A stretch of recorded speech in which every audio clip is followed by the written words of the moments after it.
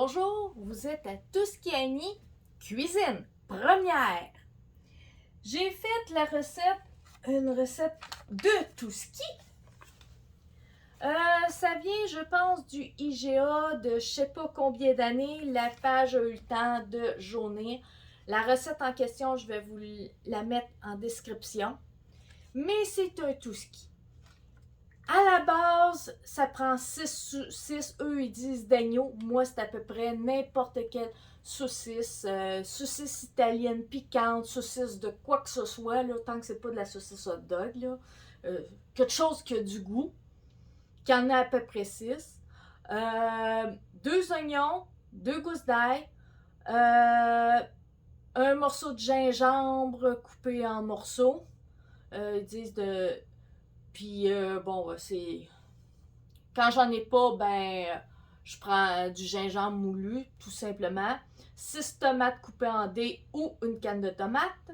Une pincée de curcuma, donc 2 pincées de curcuma. Une de cayenne, une paprika, une tige de thym. Moi, c'est absolument c'est en poudre ou du thym en grains, là.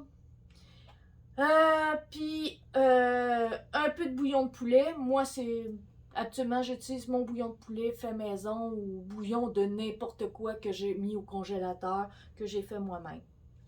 Ça, c'est la recette de base. Elle sera en description pour les quantités.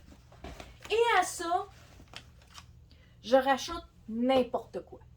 J'ai dans celui que j'ai ici, il y a du poulet, il y a un restant de poulet, 2 carottes, des petits pois. Blanc de mémoire. Céleri. C'était du céleri que j'avais qui était lacto-fermenté. J'avoue, quand on fait cuire des légumes lacto-fermentés, on perd des nutriments de la lacto-fermentation. Mais là, pour la quantité, je voulais avoir du céleri dedans. Des petits pois, je ne sais pas si je l'ai dit. Le bouillon, c'est un bouillon Tusky, qui veut dire un bouillon que j'ai fait cuire à peu près n'importe quoi dedans. Là, ben. Une carcasse de poulet, des restants d'os de... Ça peut être à la couleur qu'il y avait, puis à la quantité d'oignons, je pense qu'il y avait le restant du jus d'une palette cuite dans de la soupe à l'oignon. Ça fait qu'il était goûteux. Et j'ai mis ça là-dedans. Ça fait qu'on peut mettre n'importe quoi. Et je peux vous dire, c'est génial. Moi, je le fais, on peut le faire à mijoteuse normale qui est 8 à 10 heures.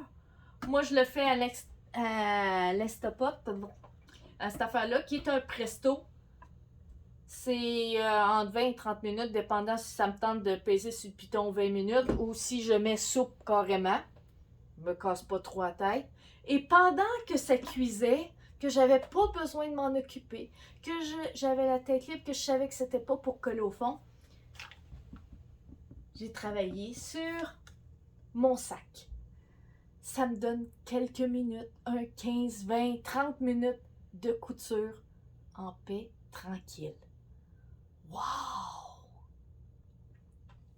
Et je peux vous dire, c'est délicieux.